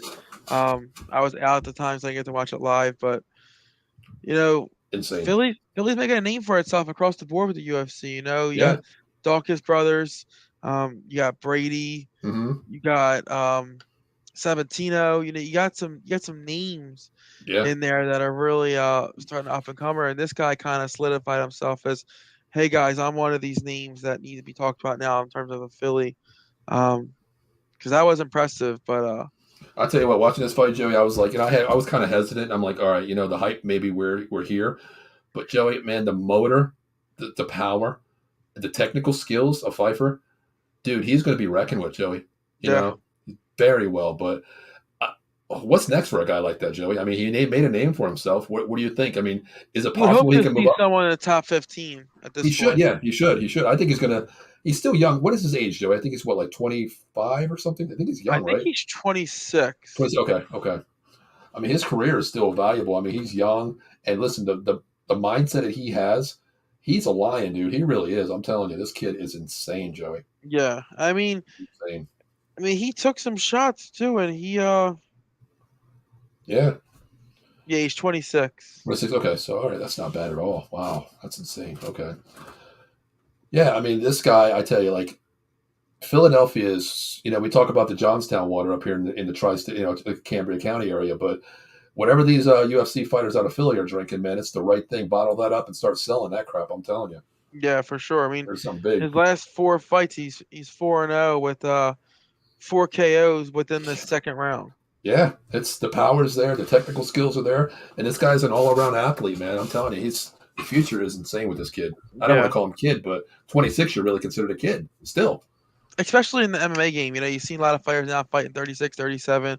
Yeah, still at the top of their game. So 26 is still relatively young. Exactly. In the MMA world. Mm-hmm. Yeah, I mean, speaking of age, Joey, let's talk about this fight here, the co-main event. You know, Gilbert Burns versus Jordan Masvidal. Nothing shocked me here with this fight. Me either. I mean, the only thing that shocked me was the retirement actually a shocking thing for you or no? I really could care less, honestly. I'm not a huge Masvidal fan. Me either. People love him, but I don't like the dude overall. I just don't like him as a person. I don't know, something about him just rubs me the wrong way. Mm-hmm. So didn't really affect me one way or another. Yeah, the outcome I knew was going to happen. It was just like, okay, it's a co-main event, name draw Masvidal, co-main event. He's got the Yeah, main it did. co-main. So the outcome did shock me a little bit. I thought Burns was going to win handily, Mhm. but I thought Burns was going to rely more on his wrestling and submissions to get the win. I am shocked a little bit that Burns kind of was able to be the better striker and Mhm. land the better combinations this fight. That did shock me. Did you think a friend of mine actually said it was more respect, Joey? What do you, I don't agree with that. This is UFC. What do you One mean in punch terms of respect? that he took. Like he went away from his game, Joey. His UFC Who? ability. Burns. Well, I don't. I think Burns, and we've seen it with the Usman fight and stuff like that. I think Mhm. Burns is putting the work in with the stand up, and I think we can see that now come to fruition, and just how far he's come with the stand up. Mhm. I don't think it was him throughout the game plan because he knew Masvidal was retiring. He wanted to give a good fight. I think it was that Burns realized early on that if you noticed, anytime Burns even moved a little bit, Masvidal was biting hard He was, on yeah. any feint, anything like that, and he was able to land that overhand when he followed up past the jab almost Mhm. every time at will. And I think Burns is thinking, why even waste my energy trying to get him to the ground when I'm landing at will? Now Masvidal is definitely a deadly striker, but I think Burns realized early on that he was able to get the best of Masvidal on the feet, and that's why he wasn't going for the takedown as much. Agree. Now we'll get on to the next fight here because there's not really much to talk about the retirement, which I'm not really a big fan, just like you are, Masvidal. I'm really not. I could care, but I can care less. Put it that way. But Masvidal Hall of Fame? No, No, really. no, he never won a championship. Um, I mean, we're talking No. life. We're talking life career here, Joey. That doesn't put you into No. the no. Okay. no. I agree with that one. To me, you have to have a title under your belt. Number one, legendary career. I don't even want to say legendary. I just want to say a lifelong career. Put it that way. Uh-uh. Okay. All right. Where does Burns go next? Where does Burns go after this fight? Where do you put I him don't next? know. I don't know. That division is just It's crazy. That's why I asked you that. I just want to hear your opinion where he's going to go next. So obviously it seems like Leon can run in. Yeah, but he's going to get Covington, correct? Listen, that's what I'm trying to say. I think Leon can say whatever he wants and say no, no, no till he's purple in the face. Dana White's already said Covington's next. Mm-hmm. So I would like to see what Chimaeva's doing, if he's moving up, if he's staying put. I wouldn't mind seeing Burns and him run it back in a 5-round fight. I like that. I think they prove that they deserve to see 5 rounds of that. The third round it finally started picking up. Mm-hmm. But I also wouldn't be against maybe Bilal getting Ooh, Burns. wow. Because ultimately the perfect situation would be Chimaeva moves up. You get Bilal and Bilal and Burns to fight. Mm-hmm. The winner of that would then get the winner of Covington versus Edwards. How does that play out with Covington versus Edwards? What do you have, real quick? I know we're getting off here, but future time. Oh, Ragdoll Covington. Really? You think so? Covington Ragdolls him. Wow. Okay, so Covington's going to be the champ. Where do we see? I hate Covington. I hate Covington. Really? I hate him. Wow. Okay. Top 3 hated athlete in the UFC for you? Covington and Masvidal is 1 and 2. Damn, who's 3? John Jones.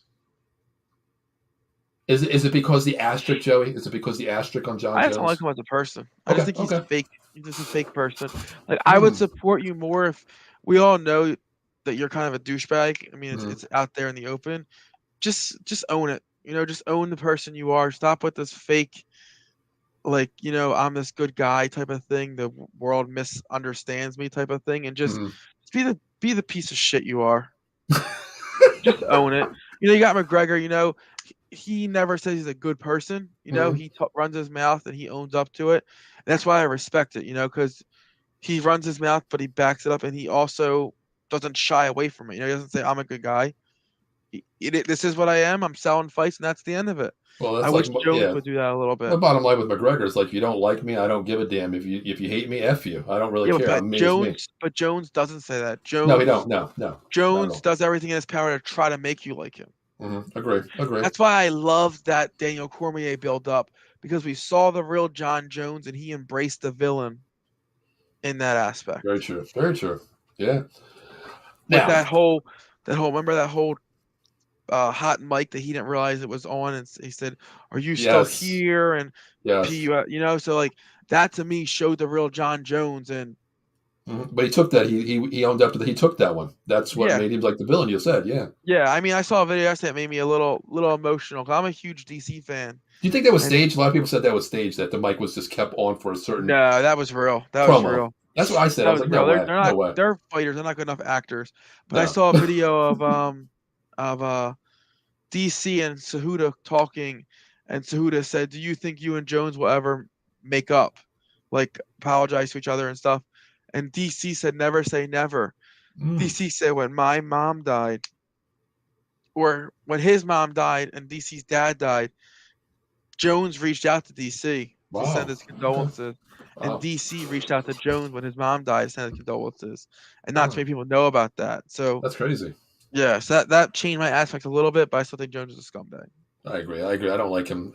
As a fighter, yeah, what he does in the ring, but outside, I just don't like. But Joey, let's talk about this. The title changed hands, Joey. I mean, I was wrong. Pissed me off a little bit because I was streaming it because I was on my way home, and so 1 second, Izzy's on the fence getting his face beat in. Yes. My stream glitches, and I come back, and the dude's out cold, face down. I'm like, what the hell? Joey, I tell you what, watching that fight, I was the same way. I was watching it here at the house, and I'm just like, okay, it's over. Pierre's power, he's bolting the hell out of his face. I mean, he looks dazed. Like the first fight, Joey, when he's up against the ring, it looked like he was done. But if you notice, something pointed this out. Someone pointed this out recently to me. I just watched it back, and I see it now. The difference is in the first UFC fight, when he was pressuring Izzy against the fence, Izzy's head was looking every way possible for an out. Was never looking at the fight and was always trying to look for a way out. This time here, he was calm and collective, and he was staying engaged in the fight. And I think this was part of the game plan here, where Izzy was going to allow him to overshoot, execute on the error of trying to throw the bombs and trying to overthrow something, causing you to be out of place, leaving you open, because we know Izzy is great at getting in, getting out before you even see what's coming. And I think that was the perfect game plan there for Izzy. Now, I agree with that, what you said, but between the first fight and second fight, the eyes were roaming. You know, in the first fight, he was looking for the escape, number one. He wasn't clearly there. But in fight number two, I forgot who it was, Joey. I was watching like the post-UFC reaction show. It wasn't DC or Anik or anything like that, Rogan. But one person said, I think it was a commenter on there, like a Twitter thing they commented, it seemed like Izzy was playing possum a little bit, looking for the attempt to let Periera just overpower. Yeah, I agree. That's exactly what I was like. Holy, it does look like. Yeah, I agree, because I think he realized after that first fight that there was a lot of times where he could have got out before he even landed, and because he was so scared, I would say, about the power of Periera, that he never tried to get in and get out like he does in past fights, where you're hitting the dude and the dude's like, what the hell just hit me, type of situation. Exactly. Where, and here's the thing, I think it's because a little bit like, let's not forget, Periera is not just power here. Periera is a world-class kickboxer who, I'm not going to say is on Izzy's level in terms of overall technical skills, but he's not far behind. He's very sound technically. Izzy just another level in terms of seeing your mistake, executing on that mistake, getting in and getting out before you even realize that the strike came. Yeah, there's a key word there: analyze the situation. You know, analyze the whole fight here, first round, adjust to it. But are you surprised Periera didn't go back to the leg, Joey? Because he was lighting up Izzy's leg. I'm wondering if one of those kicks maybe rattled Periera a little bit, because Izzy did check a couple of those. He did. Shin on shin. Typically, the guy who's throwing it, if you're checking it, is feeling the pressure a little more. So I'm wondering if Izzy might have successfully checked a couple of those kicks and had Pierre like wondering like, is it worth it at this point?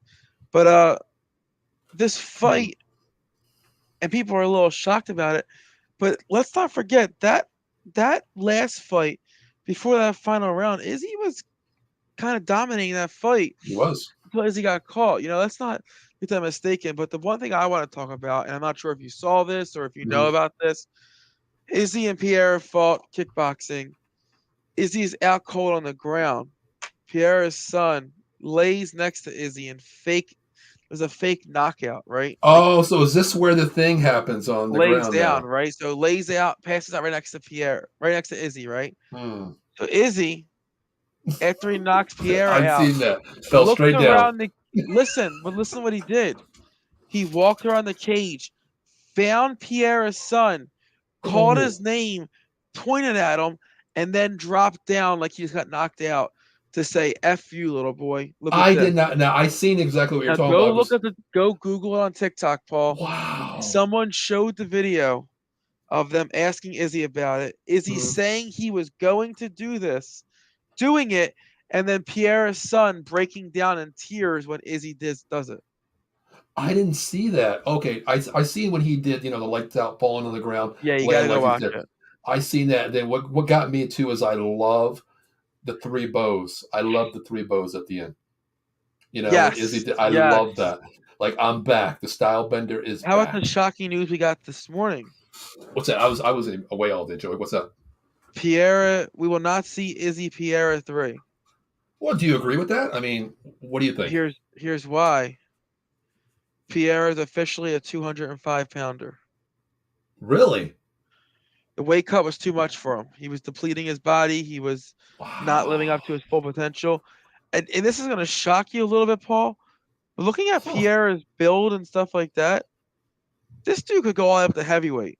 I mean, I wanted to ask you that. Like, okay, we know styles of fighting, Joey. We see what your stature is, your size. But Joey, when Izzy fights Pierre, it looks like a lightweight versus a heavyweight. Am I right or wrong? Pierre is next light heavyweight champion of the world. Here's my thing is right now we're in a time where there's so many. No one has Jones to fight. No one has Jones to fight. If Pierre runs through the 205 division, could we see a catchweight fight? Maybe a 230, a 215 type catchweight, Pierre Roche Jones type of situation. Wow. Interesting to think about, but Pierre is getting a name for himself. He's got legitimate power. He's got legitimate thing. I think 205 is deadly for him because if he don't have to cut as much weight, he's not depleting his power. How much more powerful are we going to see him with an extra 20 pounds on fight day? That's very true. That's scary really, thought. yeah. That's actually I didn't even hear about that. I didn't even hear about the 205. Okay. Yeah, it's a scary thought. Okay, speaking of 205s, Joey, who can beat him in 205? Who can let's put it this way, if he runs to that division, who gives him the biggest fight? Now I know we always call him Abe because I love him. Of who he looks like. I think with his wrestling background, I think he could give Periera a fit. If Jan executed the same game plan that he pulled out against Izzy, where he lays on him and kind of forces him to carry his weight and stuff like that, I think Jan could be a little bit of a problem for him. Outside of that, I think if these guys try to stand and trade with them, I'm not really sure if anyone in the 205 division will be able to stand and trade with him. That's just my personal opinion. I think Abe's smart enough to take him to the ground. I really do. We know what he's about. We know what he's about on the ground. Very possible. I just don't know if outside of taking him to the ground and dragging him into the deep end, I'm not sure if there's many in the 205 that's going to be able to beat him in the stand-up. Gotcha. StyleBender, Israel. What happens now? Do you want to see a rematch? Even if it was clause to do a rematch where Periera could make the weight, do you want that third fight, Joey? The trilogy. I did. You did? Okay. So here's what happens next. Rumors of Chimaeva is moving up. He's fighting Costa. That's the current rumor. looking at the division, Robert Whitaker, Izzy's beat him. Marvin, Izzy's beat him. Jarrett, Izzy's beat him. Costa, Izzy's beat him. I think Costa versus Jemaiva would be a contender fight. Okay, so the Winner number of one that ranking. gets Okay. Izzy. Okay. All right. So it's a ladder match for those two. Whoever gets that gets Izzy. That's what I would do. Okay. All right. I agree with that one. Well, speaking of UFC there, Joe, now we do have one fight, man. Max Holloway is going to be fighting this weekend. Mhm. The funny thing is, Joey, I love watching him fight. I'm a big fan of his, but it's funny. I watch YouTube videos and I watch Facebook videos of people playing video games. My man was playing Call of Duty last night at 1:30 in the morning. Yeah, this What's whole up with this? weekend to me is just like it's like a blur because like Yes. it's talking about Max Holloway here, one of the biggest names in the UFC, and Yeah. this fight has had little to no promotion at all. Exactly. I think Like- it gets more PR on. It's funny, Joey. I wish I would have screenshot it. Somebody actually put a comment, on his stream. I was watching it for a little bit. Somebody put a comment on there like, "Hey, Max, shouldn't you be training?" And then everybody was like hashtagging like, "Start training, start training, start training." And people were putting "washed up," "money draw." Ugh. Who cares? And I'm like, "Oh my god, dude!" See, I Really? don't think he's washed up. I don't either. I just think with Max, he's been in so many wars that at some point takes a toll on you. I agree with that. I agree. I mean, when are we going to see him hang it up, Joey? That's my question to you before we get out of here. I don't know. I mean, I don't think soon. I think he's still at the top of his game. But he's fighting a sound fighter who I think it's a loss here. I really if do. I'm not mistaken, I think he's won like 9 or 10 in a Yeah, I row. was going to say like 8 in a row. I was looking up. I think yesterday I was looking up. I thought I'd seen 8 or something. Might be 10. Yeah. Yeah, I mean, you look at Holloway, who he's beaten recently and stuff like that. Mhm. He's obviously gotten 3 losses to Volkanovski. Yeah. Or was only 3 losses recently. Yeah, but you're looking at pound per pound fighter there, Joey. Possibly, number one in the world pound per Yeah, pound I mean, before. he's beaten Rodriguez. Yair is now the champion and stuff like that, so he can hang his hat on that. I think there's still some good fights left in Holloway. Okay. I think this fight will tell us all we need to know of him in Mhm. terms of where he stands in the UFC. If he wins this fight, obviously Holloway's still right at the top of the division. If he loses this fight, you're then kind of left wondering, like, maybe is the Holloway as champion ever kind of Yeah. sailed, and we're just getting now Holloway in the top 10 type of thing. Agree. Yeah, I mean, I love the UFC 287. This weekend's not really going to float my boat, honestly. It's just like you said, there's no hype behind this train, honestly. There really isn't. I honestly forgot this fight was even taking place. I looked it up today and I was like, oh, shit, it's this weekend. I didn't hear anything Yeah. about it. I'm like, oh, really? Holloway? What, did we miss something here? Did my, I had to make did sure my- we're saying Holloway because did my internet go down or something where I missed the UFC Max Holloway fighting here? What the hell? yeah. But yeah, Joey, before we get out of here, man, listen, anything going on? I mean, what's going on with you out there? What are you looking forward to, like a fight coming up? What is your next fight that you're looking for to come up here? Obviously, I think because they finally came through with it and gave us a fight we wanted, you can't overlook that Tank versus Garcia fight. I can't wait for that fight, Joey. I cannot wait for that fight. But I'm not going to count my bag. What do they say? Eggs in a basket until they show up in the ring. I know that. Yeah, I agree. But I'll tell you what, Joey. Real quick before we get out of here, I want to give. How about the one fight? Let's talk about this real fast. We're not going to get into the fight, Mhm. but it was announced Jake Paul versus Nate Nice. Diaz. Oh man, I didn't want to talk Welcome about to that. Bizarro World, right? Big time. That's Jake the perfect Paul word. versus Nate Diaz in a boxing match. Joey, real quick, just give me 20 seconds. What's going to happen here, Joey? I think Nate Diaz embarrasses him. I hope so. That's what I want to see. I do want to see that. But Nate Diaz versus Paul. Wow. He's definitely the best striker from the UFC he's fought. You look at Askren, not a striker. Woodley, not a striker. Mhm. Nate Diaz is a striker. The only thing I want to just ask you hope- real quick, I know you're like the stat person. Real quick, just offhand, you don't have to look it up. What is Diaz's reach? Because I know Paul has a long reach too. And that might benefit him as well. Oh, I play- think Nate Diaz has a huge reach. Does I he? think. Okay. But I just hope we see Diaz give him a Stockton slap. Yeah, so I definitely want to see that one. I definitely want to see that crap. I just can't wait. 76 inches. Holy shit! So he has a long reach. Okay, all right. I mean, just by looking at Paul, I think his reach is longer. But damn, if he's 76 inches, that's a huge reach as well. So Paul's is 74. Wow. Okay. So that takes away a factor that I was thinking right there, 100%. Yeah. But Joey, real quick, I know you probably didn't watch this fight, but I stayed up till almost 1:30 in the morning watching this fight. Yoshino got his ass kicked by Shakur Stevenson. Yeah, I honestly didn't. On Saturday. I didn't honestly watch it at all. Joey, I watched this fight, and I took Shakur out of my betting, of course, but Joey, it was like a sparring event where his power, his speed, my God, you just went through this kid, and it was just like me slapping around a 5-year-old kid is what it looked like. It really did. God, he was incredible. Was this a fight that fans wanted, or was this like one of those mandatory? Yeah, a mandatory. What do they call it? A unified belt movement or something like that, where the next man up, and because he's number 2 in Japan, and they won like the unified Japan, whatever it is over there. But clearly, good God, whoever's going to fight Shakur next, I'm sorry, man. He showed me something that I'm sorry to get in the ring. I really am with him. Yeah, nasty, pure nasty. But Joey, man, listen, man, we went over a little bit there. Real quick, I want to say thank you to Aviana and Gregg from Turnabout Boxing. Great, Aviana, we wish you well. Hopefully we can, do anything for you that we can, get you to the Olympics and have you back on the show in a couple of weeks to talk about your victory this weekend. So we wish you well. We thank you for joining us. Joey, other than that, man, you have anything departing words? I do not. What are you drinking? What is that? Bud. Bud? Go Bud. You're a Bud drinker? No. Oh, okay. I just like to stir the pot.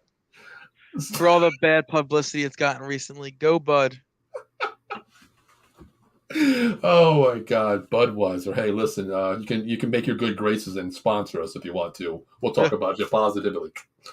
But before we get out of here real quick, I just want to say one more thing. Our new sponsor, Monkey Cold Coffee, use promo code OTBS Sports at the register. Check out at monkeycoldcoffee.com for your bourbon chocolate infused coffee. Great coffee out there. Cold brew, mugs, t-shirts, hats, visors, coffee cakes. You can't go wrong with them. Paul, this is actually a souvenir. From where? The Sandman actually gave me it. Oh, did he really? Yeah. Okay. All right. I still got my souvenir too, Joey, from the Flyers game. You're 37. You're and a couple cups. And a couple cups as well too. Yeah, definitely. That was a great time we had down there. But Joey, before we get out here, we're gonna play a video. We'll be back in 1 minute to wrap this whole thing up. We'll be back in 1 minute.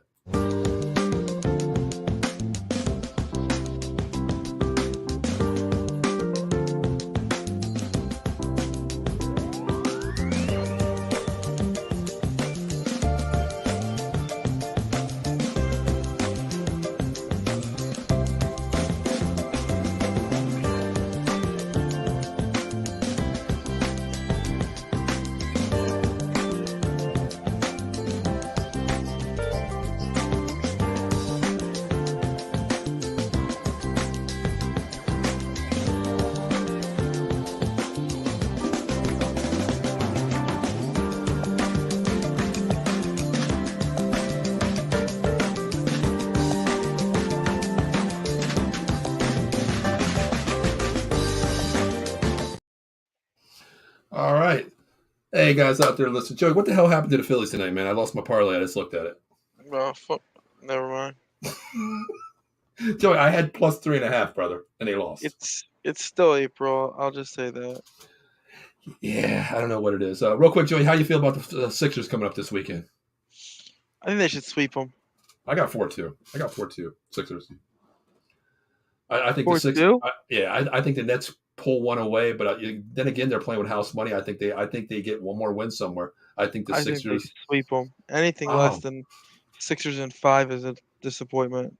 Okay, so going on to the second round, Boston. What do you got for me? Talk to me real quick before we get out of here. Years past, I would have said Boston easily. This year's team, I just think they have a toughness that they didn't have previously.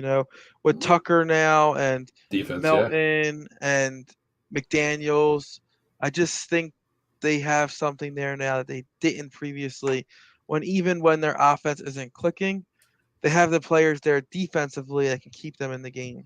I think a key too is Tucker on Tatum. I think that matchup's going to be key, just like Smart on whoever he's guarding, because he's multi-dimensional too. I think Tucker's going to be like the X factor on defense for this team this year. Yeah, and I think the biggest X factor is going to be Maxey this series. I think we see him take another Wait, this step. series or Boston? Boston. Okay, because he struggled against Boston now. Yeah, I think we see him take the next step to prove, because he's starting to come up to a point where he's going to get paid soon. And there's is he worth $40 million, Joey? That's going to be the question. Is he a super max player? That's what I wanted to see. Yeah. So I think this Boston series will prove to everyone he is a max player. Because I don't know if it's because I'm a homer or what, but I mean, look at Jordan Poole. He got almost a max contract, right? Big time. Mm-hmm. I think Maxey's a little bit better player than Jordan Poole. I don't know. I mean, you look at Maxey, finished top 5 in 3-point percentage this year. Every year he adds to his points totals. I think Maxey's better than Poole, so I think I don't know. I think Poole could be a lot better on a different team, because you got to figure with Klay Thompson, you got Draymond, you got Curry. So it's going to hurt him on a different team, Paul? If he has to be the first option? Well, I mean, he has a great shot, Joey. He has 3D skills. I mean, I think he would be really good in another team. Honestly, we don't know, but I think it holds him back from being the Warriors. I mean, you got all-stars, an elite team out there, Yeah, but I still could say the same thing about Maxey being on the Warriors. I mean, with that 3-point percentage, the lane would be wide open. If you put him in the corner and just leave him there and say, okay, you just catch and shoot. Like, I know that's not Maxey's game, but at 44% from the 3-point line this year, I mean, that's and you know what, Joe? Number. Going with what you said there was the speed of Maxey too. If you got combined shooters with Curry, you got Klay on the outside. Maxey can drive it at any time in the game. I mean, his speed, one step, is 2 points or a foul. So it could go either way. I like Maxey. 48% this year, Paul. So he's almost hitting 43. I didn't realize he's almost hitting at a 45% rating for 3. That's I didn't think it was that high. I thought he was in 30s, but that's insane. Holy shit. I didn't know that. Yeah. Damn. All right, Joey. Well, listen, man, we'll do this again next week, Thursday, same time. Real quick update, Patrick Brady. We all know what happened to him last week, correct? Yeah, for sure. Yeah. For sure. He was going to hop on with this, but I talked him. I was like, no, don't do it, because he was really pissed off that his fight was canceled due to a medical reason with the other fighter. And I told him, listen, don't worry about it. I don't want you to come on here and vet and say the wrong things. This is your career, number one. So he said he's going to be fighting in a couple more weeks coming up here. He does have another card that he's trying to get into. And he said he'll bless us with his presence, before or after. So we'll keep you updated as well. We want to get Patrick Brady out there. So anybody out there, friend of his or whatever, we'll let you know when he hops back on. So, in regards to him, we know you're about to kick his ass. Where do you know that? Yeah. All right, Joey. So ready to get out of here, brother? I am. All right. We'll see you next Thursday, 10 p.m. Fight Club 215. We'll see you next week.